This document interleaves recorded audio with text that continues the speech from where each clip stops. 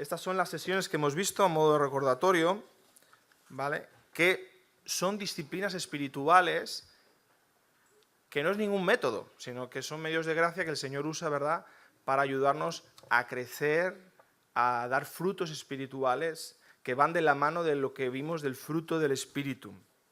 Ahora la gran pregunta es, bueno, pues el Señor nos manda, ejercítate para la piedad. El ejercicio físico para poco es provechoso, no dice para nada, dice para poco. O sea que ejercicio físico tenemos que hacer.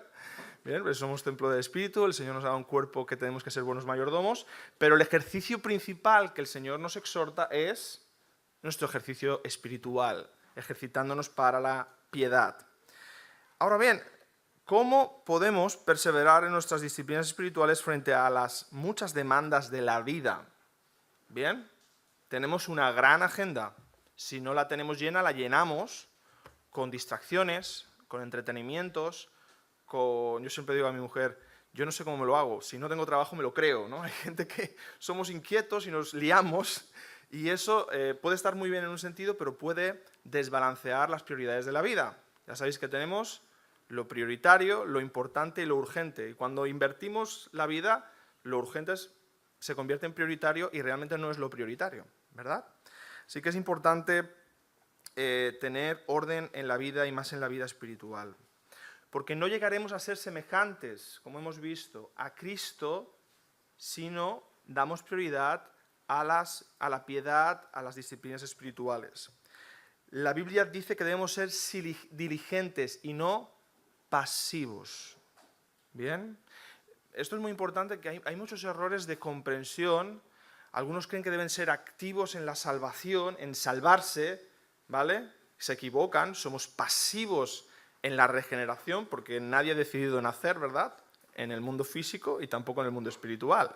El Señor nos hizo renacer, ¿verdad? Juan 1:12, hemos nacido de voluntad de Dios, no de varón, tal, ¿no? Pero luego dice, debéis creer. O sea que hay una parte activa que es la vida de fe, que es el caminar cristiano, que es la santificación progresiva, en la cual el Espíritu Santo es el principal protagonista, pero nosotros colaboramos, ¿sí? Somos el pinche, podríamos decir, ¿no? Colaboramos en esa obra de santificación, pero aquí el cocinero es el Espíritu Santo, es el chef, el que hace la gran obra de arte de convertirnos a semejanza a Cristo. No eres tú, no soy yo, pero aquí sí que somos activos. Nuestro papel tiene algo, tiene importancia, ¿ok? Dice Donald Whitney, la pereza nunca conduce a la piedad. La pereza nunca conduce a la piedad. Bueno, la pereza realmente es que no conduce a mucho en nada, ¿verdad? Ni en lo laboral, ni en lo familiar, porque claro, son las 10 de la noche, bueno, ahí están los platos, la comida por el suelo, bueno, estoy cansado, me voy a dormir, ¿no? Mañana te encuentras el mismo dilema y se va sumando, y la casa es un caos, ¿verdad? La pereza no lleva a nada. En los estudios, si no te levantas a estudiar por la mañana y haces tus deberes por la noche, pues no vas a aprobar, no vas a pasar de curso. La pereza no lleva a nada. Y en lo espiritual es lo mismo. Y en el deporte es lo mismo, ¿verdad? Así que, hermanos, la pereza es un pecado. La pereza es un pecado. ¿Sí? Eso de dormitar y darse la vuelta en las sábanas y todo eso no viene del Señor. El Señor nos llama a ser esforzados. Uno de los peligros que tenemos al estudiar las disciplinas espirituales es que convirtamos las disciplinas espirituales en un checklist que tenemos que realizar diariamente o semanalmente, ¿verdad? A modo de evaluación del desempeño, como hacemos en las empresas, ¿no? Vamos a ver qué tal va este cristiano. A ver, ¿has ingerido la Biblia? Sí. ¿Has adorado? Sí. ¿Has orado hoy? Sí. ¿Has confesado tus pecados? O, como dicen algunos, tus errores? Sí. ¿Has ayunado? ¿Has hecho evangelismo? Sí. O sea, lo convertimos en un checklist y qué descanso el día que lo hemos marcado todo, ¿no? Ese día sí que me merezco ir al cielo. Señor, ven hoy, ¿verdad? Entonces, convertimos realmente en la salvación no por gracia, sino por obras. O sea, nosotros que hablamos de la gracia y que decimos que la fe incluso es un don de Dios, podemos estar actuando como romanos, como católicos romanos, lo mismo, como religiosos. Entonces, mucho cuidado, porque la Iglesia, el ministerio de enseñanza no ha tratado estas disciplinas para hacer un checklist de desempeño cristiano, ¿sí? Sino para que sean de ayuda y de ánimo para buscar el rostro del Señor. Las disciplinas espirituales no están destinadas a ser una forma de esclavitud para atarnos. ¿Sí? Es como, ¿no? El niño está llorando, tiene hambre. Es que, cariño, me falta un capítulo. Es el de Levítico. Tengo que acabarlo hoy. ¿Sí? No puedo coger al niño que está llorando. O sea, al final haríamos como los judíos, ¿no? Con la ley. No podemos ser tan necios. Misericordia quiero y no sacrificio. No podemos invertir las cosas. Estad pues firmes en la libertad con que Cristo nos hizo libres y no estéis otra vez sujetos al yugo de esclavitud. Las disciplinas espirituales, claro, la palabra disciplina ya parece fea, ¿no? Disciplina.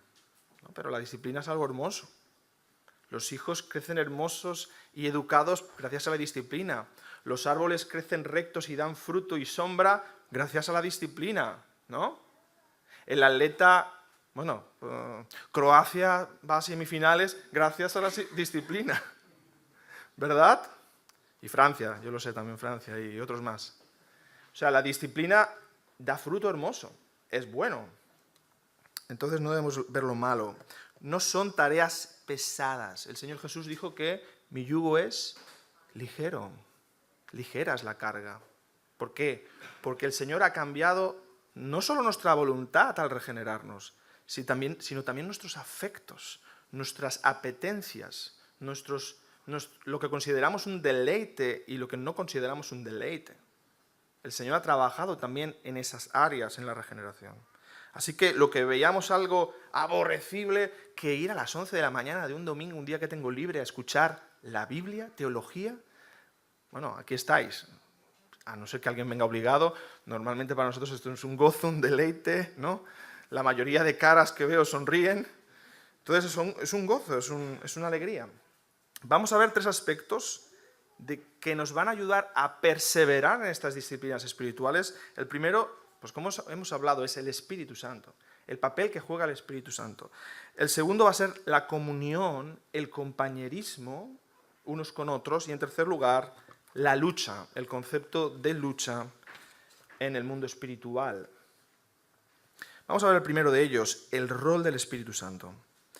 Dice, en él también vosotros, habiendo oído la palabra de verdad, el evangelio de vuestra salvación, y habiendo creído en él, fuisteis sellados con el Espíritu Santo de la promesa, que es las arras de nuestra herencia hasta la redención de la posesión adquirida para alabanza de su gloria. Según este versículo que acabamos de leer de Pablo a los Efesios, ¿cuál es el rol del Espíritu Santo según este pasaje? Un micrófono por ahí, 2 micrófonos. ¿Cuál es el rol del Espíritu Santo según este pasaje? Y que tiene que ver con lo que estamos estudiando hoy, que es la perseverancia. Necesitáis micrófono para hablar, porque si no, no nos escuchan los hermanos de otros lugares. Las arras. El Espíritu Santo, ¿qué es las arras? ¿Qué es una arra?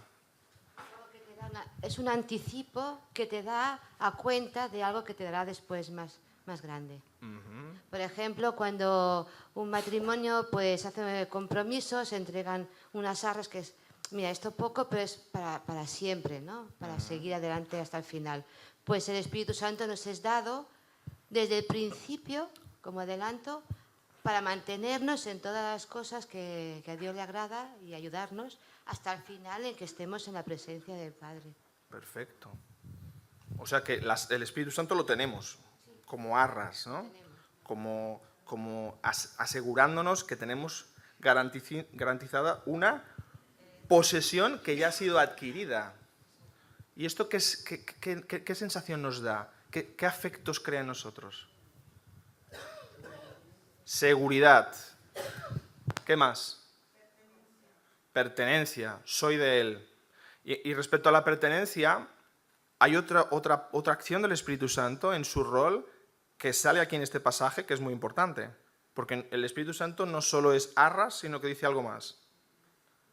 ¿Qué ha hecho el Espíritu Santo? Nos ha sellado, ¿vale? Entonces fijémonos que el Espíritu Santo viene a nuestra vida, ¿vale? Aquello que el Padre decretó, aquello que el Hijo conquistó en la cruz, en la historia, nos justificó, es algo judicial, hecho, no queda ahí. Viene el Espíritu Santo y nos sella. Y no viene a poner un sello y se va, viene a poner un sello y se queda. Se queda en tu vida, o sea, tienes doble garantía. Estás sellado por el Espíritu Santo y el Espíritu Santo se queda en ti. Y su papel es preservarte y motivarte a perseverar. ¿Sí? Ok, fantástico. Entonces ese es el gran rol del Espíritu Santo, en consonancia con el consejo de la Trinidad, con lo que la Trinidad en la eternidad decidió, ¿verdad? Porque si vivís conforme a la carne, moriréis, mas si por el Espíritu hacéis morir las obras de la carne, viviréis. Porque todos los que son guiados por el Espíritu de Dios, estos son hijos de Dios.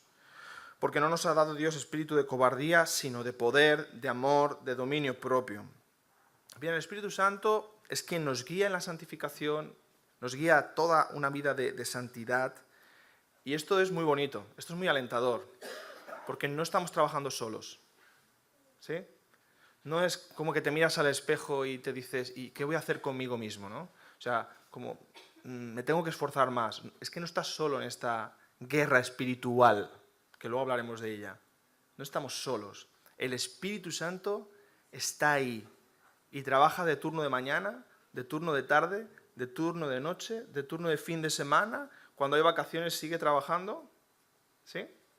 Hace un trabajo espectacular, sobrenatural en cada uno de nosotros. Y nosotros trabajamos en lo mismo que Él trabaja. Es lo que tenemos que hacer. El problema viene cuando trabajamos opuesto a lo que Él quiere hacer. ¿Sí? Él nos mueve a ir a la iglesia, nosotros la playa. ¿Sí? Nos mueve a ir a un estudio bíblico, nosotros, venga, voy a ver el mundial, por decir algo, ¿no? Que está de moda ahora. Entonces, el Espíritu Santo nos habla, nos mueve y nosotros tenemos que ser sensibles a su voz y dejarnos guiar. Y sentir como Él siente y tener los mismos afectos que Él tiene. El rol del Espíritu Santo, seguimos. A los que conoció también los predestinó para que fuesen hechos conformes a la imagen de su Hijo, para que Él sea el primogénito entre muchos hermanos. Y a los que predestinó, a estos también llamó, y a los que llamó, a estos también justificó, y a los que justificó, a estos también glorificó. Bien, bueno, aquí el Espíritu Santo está presente en todo, porque es quien aplica toda esa gran obra de salvación. Pero en especial, ¿qué diríais del Espíritu Santo en Romanos 8, 29, 30? ¿Qué aportaciones podéis hacer? ¿Dónde veis el Espíritu Santo actuar? Está en todo, pero si queréis apreciar algo. Sí, Neus. Para mí es un gran consolador. Un gran consolador el que me dice, ahora toca esto, qué alegría. Ahora toca leer la palabra, qué alegría. Ahora este estudio, qué alegría. Eso Amén. mismo. Es nuestro consolador, es nuestro guía. Muy bien, amén. ¿Qué más, hermanos? Por ejemplo, ¿qué os dice sobre para que fuesen hechos conforme a la imagen de su Hijo? ¿Qué os dice eso? Aquí Jordi. Ser semejantes a Cristo. Ser semejantes a Cristo. Nos guía a ser como Cristo. Porque la obra no está terminada. ¿Sí? En cuanto a la santidad, también es el ya, pero todavía no, que hablamos siempre en teología, ¿verdad? El ya, pero todavía no. Eres santo a nivel posicional, ¿cómo te ve Dios? Justo. Te ha santificado, te ha apartado, te ha escondido en Cristo, te ve bien, te ve como Cristo. Ahora, la realidad no es, obviamente, esa. Nosotros nos conocemos, ¿no? Uno se conoce a sí mismo y nos conocemos unos a otros. Somos pecadores, arrepentidos, salvos por gracia, y el Señor está haciendo esa labor de santificación hasta aquel día. ¿Y cómo debemos hacer esa batalla? Dice, esta palabra de Jehová a Zorobabel que dice, no con ejército ni con fuerza, sino con mi espíritu, ha dicho Jehová de los ejércitos. ¿Cuál es la verdadera batalla? Y segunda pregunta, ¿dónde se libra la verdadera batalla? Y tercera pregunta, ¿cómo se debe librar la verdadera batalla? Esto trae miga, trae tela, ¿verdad? Este tema de la guerra espiritual. ¿El Señor nos ha llamado a matar orcos? A ver, ¿alguien quiere comentar algo por aquí, la hermana? Orando y leyendo su palabra. Vale, eso es como, ¿no? Es una de las formas de luchar. Sí. Vale, ¿dónde se libra la batalla? ¿Dónde? En tu interior. Bien. ¿En las calles? ¿Alguien piensa que hay que hacer barricadas y exorcizar demonios territoriales y cosas así? ¿Dónde está el problema? Como decía C.S. Lewis, el corazón del problema es el problema del corazón. El problema, lo siento, hermana, es tu corazón. Lo siento, Samuel, es mi corazón. Sí, aquí está el problema. No busques, como dice Santiago, no busques problemas en cualquier otro sitio. Es de tus concupiscencias, es de tu tendencia al mal que está el asunto ahí. Entonces, libra la batalla donde la debes librar. ¿Dónde se libra la batalla? En tu interior. En tu interior. Y esa es la verdadera batalla. Y esa batalla no se libra con un ejército de elfos a tu lado. ¿Sí? Perdóname el ejemplo. Pero no es porque tengas mucha gente a tu lado que vas a conseguir, ¿sabes?, vencer. Voy a buscar mucha gente.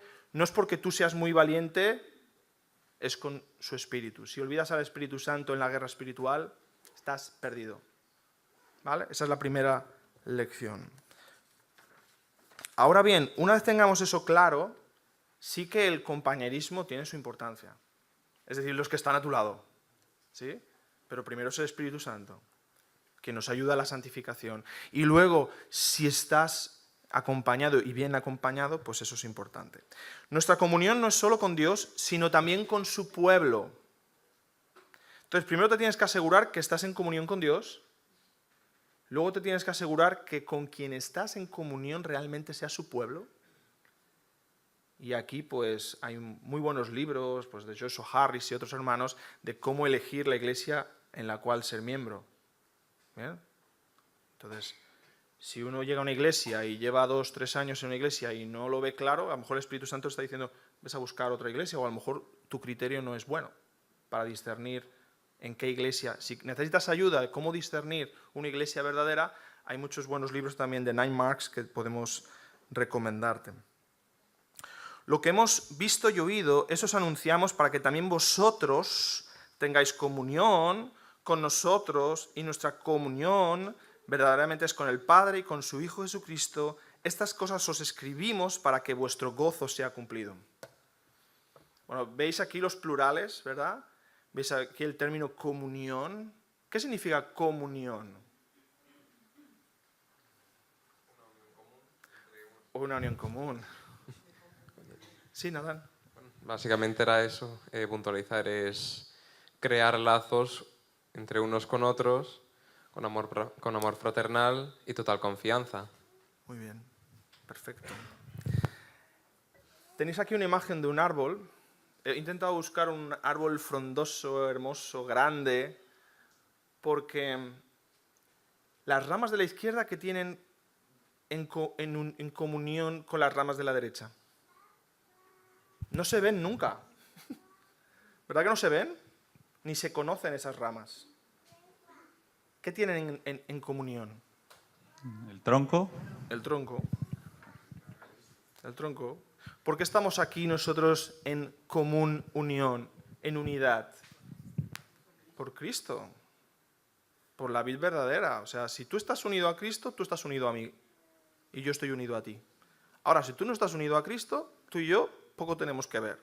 A ti te gustan unas cosas, a mí me gustan otras, tendremos lazos culturales, pero lo que nos une como hermanos es la savia que corre. Es que estamos unidos a Cristo.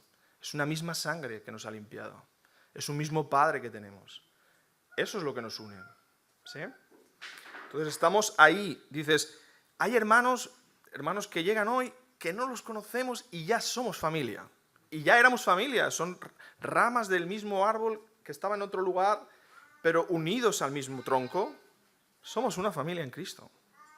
Y eso es maravilloso. Y cuando viajas y conoces hermanos de aquí, hermanos de allá, te das cuenta de que es una unión sobrenatural que uno no puede explicar con un razonamiento humano. Es suprarracional, está por encima del razonamiento humano. Mark Dever conocía a un amigo en el Reino Unido que siempre venía a la hora del sermón, no a la hora del culto, a la hora del sermón, ¿vale? Sermonitis, le llamo yo a esto. Solo vengo al sermón y cuando acaba el sermón se va, ¿no? Acababa el sermón y se iba. Entonces Mark Dever explica que un día lo enganchó, decimos aquí, lo enganchó y le preguntó, oye, ¿por qué tú vienes solo al sermón y cuando acaba el sermón te vas? Dice, no, porque es lo único que me interesa del culto. Es lo único que me aporta del culto es el sermón. Y Mark le dijo, ¿alguna vez has pensado en unirte a una iglesia? Y le dijo, ¿unirme a una iglesia? ¿Para qué? Dice, el resto de hermanos solo serviría para frenarme. Entonces Mark le contestó, ¿has pensado que tú podrías acelerarlos? ¿Verdad? Es una buena anécdota, ¿no? O sea, él era alguien que se dedicaba a misiones y ministerios paraeclesiales. Entonces, la iglesia era un estorbo a sus proyectos misioneros, ministeriales. Pero nunca había pensado cómo él podía ser de bendición para alentar a los demás, ¿no? Es una deformación de lo que es realmente la vida cristiana.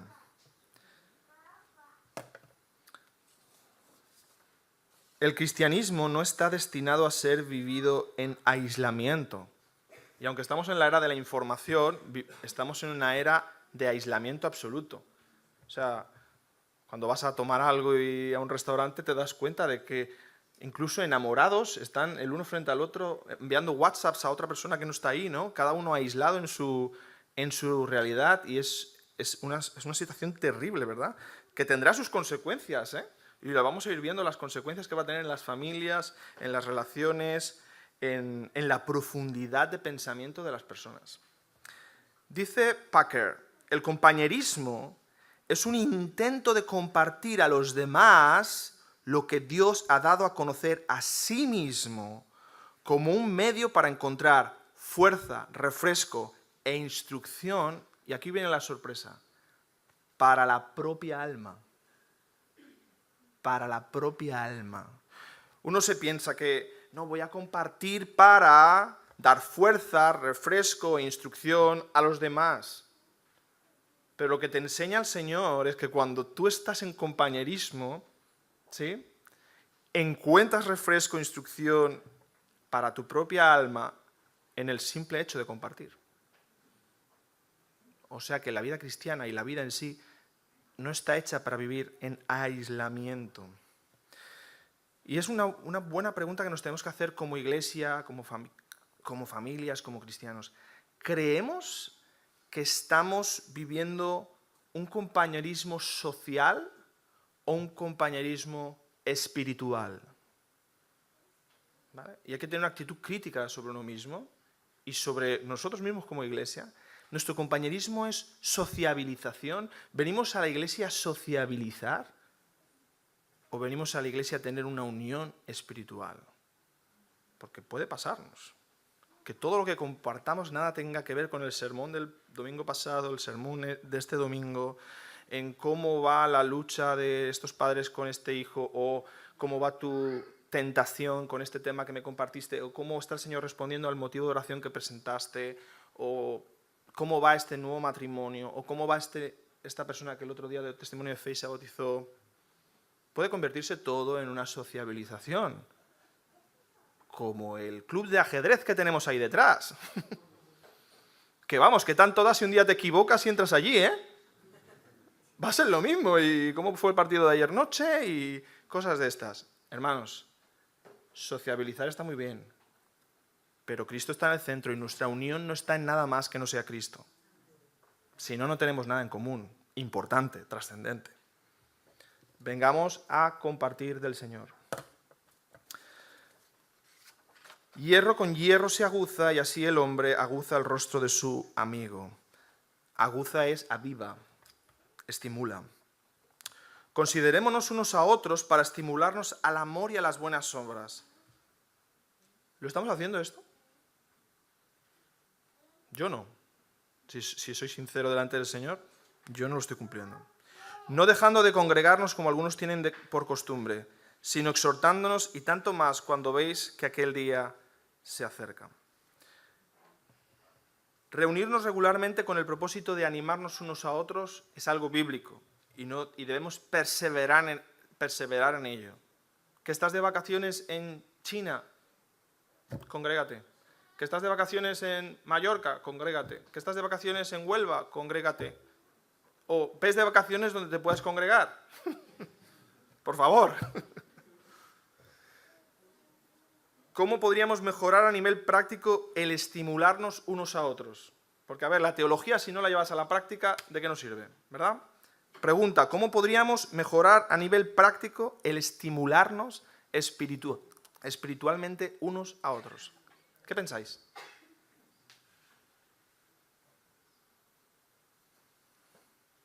Micrófono. Yo creo que, volver un poco a lo que decías antes, depende de qué conversaciones tenemos con nuestros hermanos de iglesia, el interés que tenemos por su vida espiritual y cosas así. Y a veces es cierto, yo también, y yo creo que muchos lo podemos decir, a veces las conversaciones que tenemos con hermanos son iguales que las conversaciones del mundo, son más bien frívolas, ¿no? Cuando tendrían que ser más sobre temas espirituales. ¿Qué más? ¿Es vuestro tiempo? También como ser más humildes, porque a veces nos preguntan cómo estamos y nos guardamos todos los problemas, Claro. no los sacamos. Si no nos conocemos, las necesidades de los demás, ¿cómo podemos ayudar? Así, ser, no sé, salir del caparazón de alguna forma, ¿no? Y entender que esa pregunta no... Primero que debemos aprender a hacer esa pregunta no por hacerla. ¿Qué tal? ¿Bien? Pues si es un ¿qué tal? Bien, pues sí, gracias, estoy bien, estoy aquí. Pero sí, tenemos que ser humildes y tenemos que ser profundos. A veces en un contexto tan amplio es difícil, pero la Iglesia ha dotado en su programa, ¿verdad?, un montón de células durante la semana donde sí que podemos encontrar esa calidez, sea el culto de oración, sea una célula del martes, de los lunes, de los miércoles, de los jueves, vamos, que tenéis para elegir. Entonces, en esos grupos pequeños es más fácil aún, pero a veces es una llamada entre semana, un WhatsApp, tomar un café, que eso también es muy importante para ayudarnos a perseverar. Preguntar por lo que te causó, no si te gustó el sermón, que nos trae sin cuidado si nos va a gustar el sermón de esta mañana. Es que no venimos a que nos guste el sermón, que le guste al Señor y a nosotros que nos edifique. Y a veces edificar es destruir, y a veces es consolar, a veces es motivar lo que el Espíritu obre en tu vida. Pero a veces puede ser, pues mira hermano, pues realmente hoy me ha dejado derrumbado el sermón. Gloria a Dios, había que derrumbar algo. ¿Sí? O me ha animado mucho a seguir en esto, ¿sabes? O a dar testimonio. ¿Ok? Entonces, ¿qué te ha causado el sermón? Pedir un motivo de oración. Tenemos el listado de oración, o puedes ir directamente a un hermano y decirle, oye, ¿podrías orar esta semana por mí sobre esto? Agradecer un servicio. Pues gracias a los hermanos de la música por su servicio, el sonido, la proyección, o los de bienvenida. Agradecer un servicio es de estímulo. ¿Sí? No estamos diciendo darle la gloria, estamos diciendo agradeciendo. ¿Sí? Pues cuando te hacen una comida rica, también agradeces en casa, ¿no? Gracias, cariño, por la comida, hay que hacerlo, ¿no? Alabar una virtud de un hermano, pues decir, veo que el Señor está trabajando en tu vida. Tampoco hay que decir mucho más. Gloria a Dios que está trabajando en tu vida, ¿no? Interesarse por las vidas. Hay muchas formas que podemos estimularnos unos a otros. Tenemos mucho que aprender, muchísimo que aprender. El rol del compañerismo también tiene que ver con esta idea de cuerpo, ¿vale? Efesios 4:15, sino que siguiendo la verdad en amor crezcamos en todo aquel que es la cabeza, esto es Cristo, de quien todo el cuerpo bien concertado y unido entre sí por todas las coyunturas que se ayudan mutuamente, según la actividad propia de cada miembro, recibe su crecimiento para ir edificándose en amor. Antes exhortaos los unos a los otros cada día, entre tanto que se dice hoy, para que ninguno de vosotros se endurezca por el engaño del pecado. Sin verdadero compañerismo, hasta la persona más disciplinada en toda la vida de piedad va a ser un inmaduro espiritual. Tú puedes cumplir con tu oración, tus versículos. Conocemos grandísimos teólogos que hacen grandísimos libros, que están encerrados en sus casas y no se relacionan con nadie. Es así. Y pueden ser maravillosos teólogos, pero son inmaduros en cuanto a la fe y a la vida cristiana. Son inmaduros. Por lo tanto, el compañerismo es fundamental. Ahora, necesitas discernimiento, en primer lugar, como hemos dicho, para elegir una iglesia verdadera. ¿Cuáles son las señales de una iglesia verdadera? Ese es otro tema. Y en segundo lugar, tienes que tener la sabiduría, la madurez y el conocimiento de que la iglesia de Dios siempre va a ser mixta hasta que el Señor vuelva. ¿Qué significa mixta? ¿Recordáis lo del trigo y la cizaña? Pues que la realidad siempre es mixta. Siempre hay regenerados y no regenerados, salvos y no salvos, aquí donde estamos. Aquí siempre va a ser así hasta que el Señor vuelva. O sea, la iglesia universal y la iglesia auténtica y el número de los elegidos y el libro de la vida, eso solo lo conoce el Señor. Nosotros conocemos esto. Entonces, debemos conocer que la realidad es mixta y además que la iglesia en su propia naturaleza está llamada inicialmente, no llamada, sino que es imperfecta. Porque si va a ser perfecta es porque es imperfecta. Entonces, no entres en una iglesia esperando encontrar algo perfecto. Primero, porque somos pecadores arrepentidos. Segundo, porque es una realidad mixta. Y porque teológicamente perfecta la iglesia será ya, no aquí. Entonces, no te sorprendas que veas un pecado en mi vida, por ejemplo. ¿No? Lo que tienes que hacer es venir, exhortarme para ayudarme a dejar ese pecado, ¿verdad? El papel de la lucha. Bendito sea Jehová mi roca, quien adiestra mis manos para la batalla y mis dedos para la guerra. Con esto aprendemos que hay una guerra, que hay una batalla. Y los guerreros, creedme, los soldados no son pasivos. Están atentos, muy atentos. Porque el deseo de la carne es contra el espíritu y el del espíritu es contra la carne y estos se oponen entre sí para que no hagáis lo que quisierais. Primera pregunta, ¿sabéis cuáles son los 3 enemigos fundamentales del cristiano? Venga. Micrófono. El mundo, la carne y el diablo. Muy bien. Perfecto. ¿Algún enemigo más? Cuando decimos la carne es importante que entendamos que no es la materia, que es la carnalidad, porque si no nos volveríamos gnósticos, diríamos que nuestro cuerpo es una cárcel y que la salvación es liberar el espíritu y barbaridades de estas, ¿no? Nosotros creemos en la resurrección corporal, creemos en la resurrección corporal de Cristo, obviamente, ¿no? Etc. Correcto, nuestros 3 enemigos son la carne, el mundo, Satanás. Y los 3 están bien aliados, ¿eh? Contra nosotros, contra nuestra santificación. Ahora, ¿dónde se libra esa batalla? Lo hemos dicho antes, ¿verdad? Se libra en el interior. Y aquí hablamos de una... Hay una moneda con las 2 P's, podríamos decir. Hemos estado hablando de la perseverancia, pero el otro lado de la moneda es la preservación. ¿Bien? Es importante que cuando hablamos de perseverar, también recordemos el preservar. Y ambas cosas son correctas, ¿sí? Igual cuando el Señor dice que te ha salvado, pero te llama, venid a mí. O sea, la parte de la voluntad de la nueva criatura no la anula. No anula nuestra humanidad, ¿sí? Nos da la fe, es un regalo, pero te dice, cree.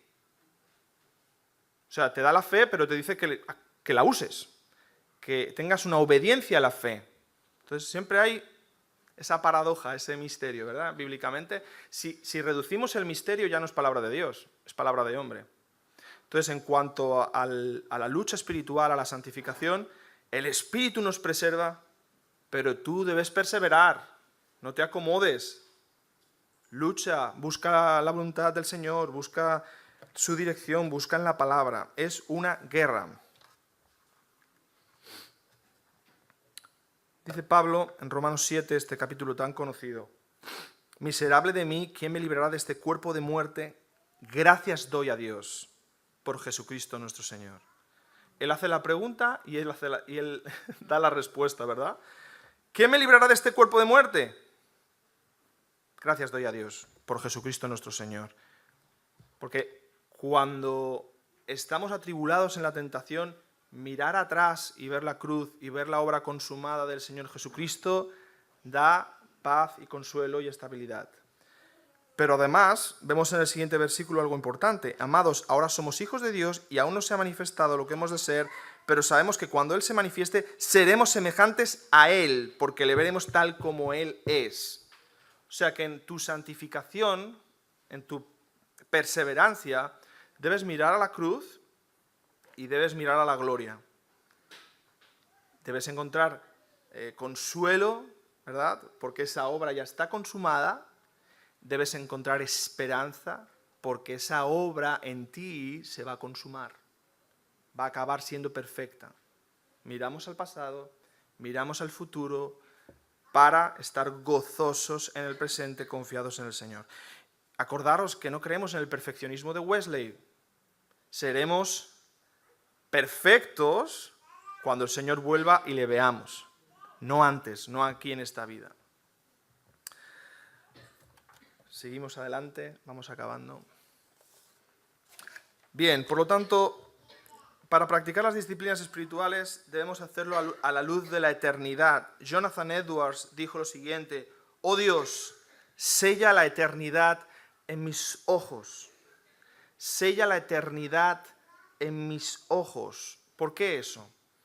Porque cuando personas como nosotros somos capaces de ver todas las cosas de la vida a través de unos ojos, de una mirada celestial, de unos ojos con perspectiva eterna, la vida cambia, la cosmovisión cambia. Lo que era urgente deja de ser urgente y ponemos las prioridades en su lugar. Oh Dios, sella la eternidad en mis ojos. Practica las disciplinas espirituales es necesario para la piedad. Este versículo es fundamental. Dice, no nos cansemos. No nos cansemos, pues, de hacer bien, porque a su tiempo segaremos. ¿Y qué añade ahí? Si no desmayamos, claro. Si desmayas, mal. ¿Y eso de qué habla? De que debes perseverar. Vas a cosechar. Pero hermano, no desfallezcas. Mantente firme. Mantente estable. No mires a derecha, no mires a izquierda.